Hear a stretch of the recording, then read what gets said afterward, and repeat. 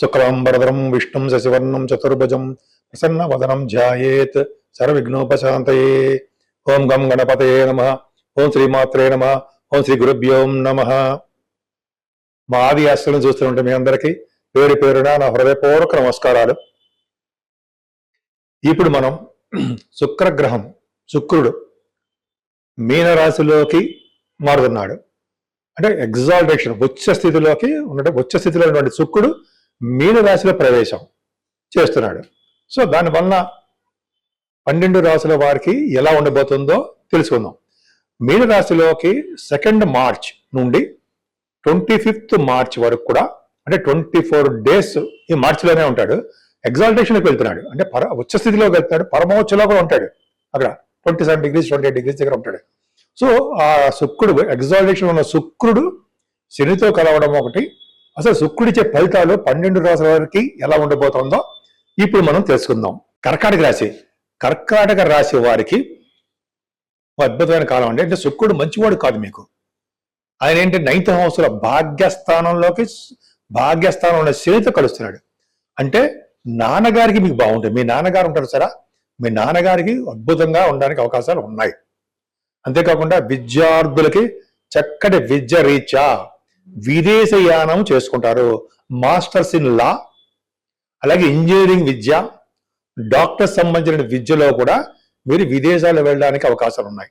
పైగా చిత్ర పరిశ్రమలు, చిత్రరంగం అంటారు కదా, సినిమా పరిశ్రమలో ఉన్నవారు కూడా మంచి ఆదాయ వనరులు శుక్రుడు కలుగుతాయి.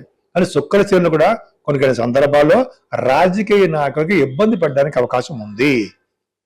ఎంతో కాలంగా పదవుల కోసం ఎదురు చూస్తున్న వారికి కొద్దిగా నిరాశ కలగడానికి అవకాశం మాత్రం ఉందండి.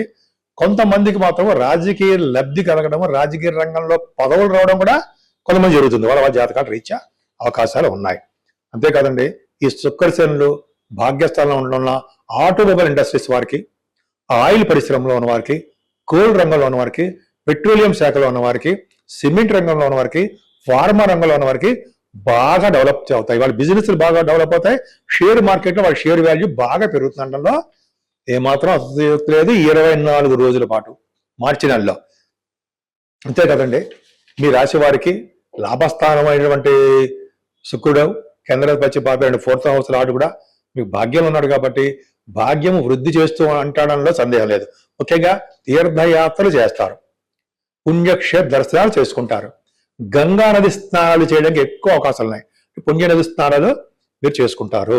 ఏదేమైనా సాఫ్ట్వేర్ ఉద్యోగస్తులకి, గవర్నమెంట్ సంబంధించిన ఉద్యోగస్తులకు కూడా మంచి కాలము, అనువైన కాలము, విద్యార్థులకు మరింత అనువైన కాలం అని చెప్పవచ్చు. కానీ శుక్రుడు మంచివాడు కాదు కాబట్టి కర్కాటక రాశి వారికి మరిన్ని శుభాలితాలు కలగాలంటే ఖచ్చితంగా అమ్మవారిని కుంకుమ పూజ చేయాల్సిందే. భ్రమరామ అమ్మవారు ఉంటారండి, మనం చూస్తూ ఉంటాము. భ్రమరామ అమ్మవారు కాళహస్తిలో చూస్తూ ఉంటాం కదా. అలాగే భ్రమరామ అమ్మవారికి కుంకుమ పూజ కానీ, చండీ హోమం కానీ, ఎర్రని పుష్పాలతో పూజ చేయడం వల్ల మరింత శుభఫలితాలు రావడానికి ఎక్కువ అవకాశాలు ఉన్నాయి. నేను మీ వాడ్రి నారాయణ శర్మ. మీరు మీ జాతకాలు చూపించుకోవాలనుకుంటే మీరు కింద స్క్రోల్ అవుతున్న నెంబర్కి మీరు ఫోన్ చేయొచ్చండి. లేదా మీరు షూటింగ్లో ఉన్నప్పుడు లిఫ్ట్ చేయకపోవచ్చు. మీరు వాట్సాప్లో కూడా మెసేజ్లు పెట్టండి. తప్పకుండా నేనే మీకు కాంటాక్ట్ అవుతాను, రెస్పాండ్ అవుతాను. మీ జాతకాలు చూపించుకోవాలనుకుంటే మీ date of birth, time of birth అంటే ప్లేస్ ఆఫ్ బర్త్, ఇవన్నీ 3 ఉండాలండి. అంటే జనరల్గా పెళ్ళిళ్ళు అవ్వట్లేదనో, ఉద్యోగాల కోసమనో, చిల్డ్రన్ కోసమనో, కోర్టు కేసులు కొన్ని చిన్న ప్రాబ్లమ్స్ ఉంటాయి. అవి వాటి గురించి కానీ, అది ఏ రకమైన ప్రాబ్లమ్స్ అయినా సరే మన జాతకాల్లో చూసి తెలుసుకోవచ్చు, తప్పకుండా చూసుకోవచ్చు. కాబట్టి మీకు ఈ ఫీల్డ్స్లో ఏదైనా సరే మీకు డౌట్లు ఉన్నా మీకు మెసేజ్ పెట్టండి. తప్పకుండా నేను పరిష్కార మార్గాలు చెప్తాను. అంతే కదండి, మనం వాస్తు రీత్యా కూడా కొన్ని సలహాలు చెప్తూ ఉంటాను నేను. ఏమైనా డౌట్స్ వచ్చినా, మీకు ఏమైనా ప్రాబ్లమ్స్ ఉన్నా కూడా వాస్తు సంబంధించిన విషయాల్లో కూడా నేను చేశాను. అంటే ఎంఏ అస్ట్రాలజీ చేసినప్పుడు వాస్తు కూడా ఉంది. సో వాస్తు కూడా నేను చెప్పగలను. ఆల్మోస్ట్ నాకు 30 years నుంచి ఎక్స్పీరియన్స్ ఉంది కాబట్టి ఈ అస్ట్రాలజీలో కూడా నేను బాగా చెప్పగలను అని అనుకుంటున్నా. సరే, అది పక్కా పెడదామండి. ఈ 12 రాశుల వారు మేషరాశి నుండి మీనరాశి వారి వరకు కూడా పరిష్కార మార్గాలు ఉంటాయండి. అదే వేలల్లోనో లక్షల్లోనో ఖర్చు పెట్టేటువంటి పరిష్కార మార్గాలు ఏమీ కావు. మన ఇంట్లోనే మనకు అందుబాటులోనే ఉండే పరిష్కార మార్గాలు. అంటే సాధారణంగా మనకి ఉన్నటువంటి ప్రాబ్లమ్స్ అని వస్తే మన ఇంట్లో చేసుకునే పూజల వలన తాత్కాలిక ఉపశమనం కలగడము చేయడానికి అవకాశం ఉంటుంది. ఏదైనా మేషరాశి నుండి మీనరాశి వరకు కూడా శుక్రుడి యొక్క ప్రభావం ఉంటుంది. ముఖ్యంగా శుక్రుడు కొన్ని రాశులకి మంచి సుఫలితాలు ఇవ్వలేడు. ఉదాహరణకి ధనుర్రాశి కానీ మీనరాశి వారికి కానీ సుఫలితాలు ఇవ్వడం తక్కువ, పాపి అవుతాడు. 3వ ఇంటి వాడు 8వ ఇంటి వాడు అవ్వడం వలన కొంచెం మ్యాలఫిక్గా ఉంటాడు. సరే, వాళ్ళకి చాలా అందరికీ కూడా ఆల్మోస్ట్ అందరికీ కూడా శని ప్రభావం ఉంటుంది కాబట్టి, శని శుక్రుడు కలయిక కాబట్టి ఏం పూజలు చేసుకోవాలి మన ఇంట్లోనే చేసుకోవచ్చు అండి. అంటే మనం దగ్గరున్న గోడలోనే చేసుకోవచ్చు. ముఖ్యంగా ఫస్ట్ శుక్రుడి యొక్క ప్రభావం మన మీద అద్భుతంగా ఉండాలంటే మన ఇంట్లోనే అమ్మవారిని పూజించడము, కనకదుర్గ అమ్మవారిని.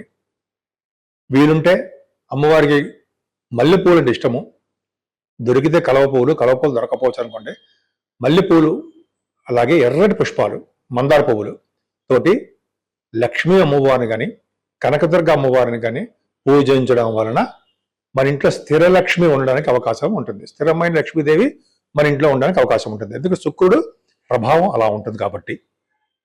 అంతే కదండి, ఈ శుక్రుడు కూడా మన ఇంట్లో చేసుకుంటూ ఒకవేళ అవకాశం ఉంటే ప్రతి గుళ్ళలోనూ కనకదుర్గ టెంపుల్స్లో పౌర్ణమికి అమావాస్య రోజున పూజలు చేస్తుంటారు, చండీ హోమాలు చేస్తుంటారు, అలాగే కుంకుమ పూజలు చేస్తుంటారు, చండీ సప్తసతి అని కూడా చేస్తుంటారు. కనకదుర్గ గుళ్ళో అమ్మవారి గుళ్ళో కూడా 4 to 5 ఉంటుంది, అమ్మవారి గుళ్ళో కూడా చేస్తుంటారు.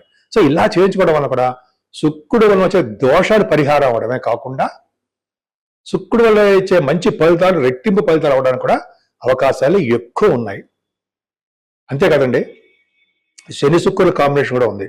శని శుక్రులు అష్టమంలో కానీ సప్తమంలో కానీ వ్యయభావంలో కానీ ఉండడం వలన కొంత చెడు ఫలితాలు, చెడు అలవాట్లు ఇవ్వడానికి అవకాశం కొన్ని రాశులకు ఉన్నాయి. అది కూడా చెప్పాను కూడా.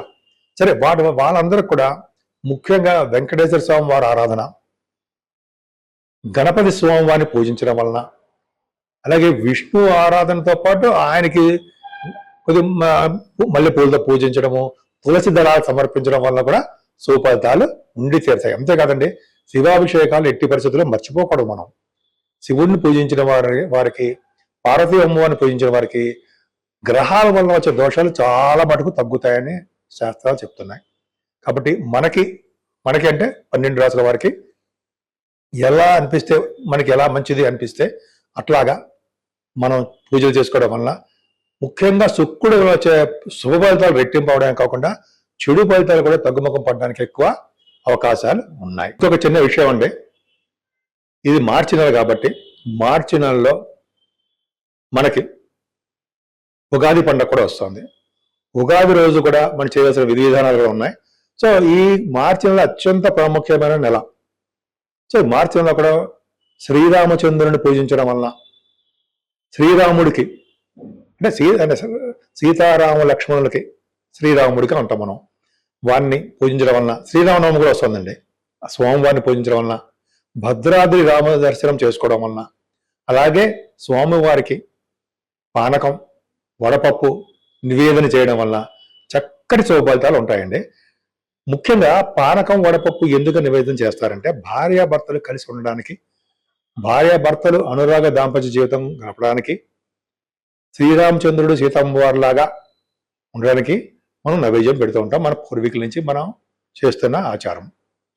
అంతేకాకుండా ఈ నెలలో కూడా మంచినీళ్ళు దానం, చెప్పులు దానం, గొడుగు దానం, అన్నదానం, ఇవన్నీ శుభఫలితాలు ఇస్తాయండి మనకే కాదు, మన పూర్వీకులు గతించిన వాళ్ళకు కూడా మనం చేసినటువంటి దానాలు చాలా విశేషమైన ఫలితాలు వస్తాయి. ముఖ్యంగా ఈ మార్చి నుంచి మే, జూన్ వరకు కూడా మంచినీళ్ళు దానం ఇవ్వడం మర్చిపోకూడదు. దాని వలన అనేకమైన శుభఫలితాలు వాటంతా అవే కలిసి వస్తూ ఉంటాయి. అది మనకి ప్రత్యక్షంగా ఏం కనపడవు, కానీ అనేక మంచి శుభఫలితాలు వచ్చి తీరుతాయని శాస్త్రం కూడా చెప్తాను. సో జలదానము మంచినీళ్ళు దానము, చల్లటి మంచినీళ్ళు దానం ఇవ్వడం వల్ల అనేకమైన శుభ ఫలితాలు వాటంతా అవే వచ్చి తీరుతాయి.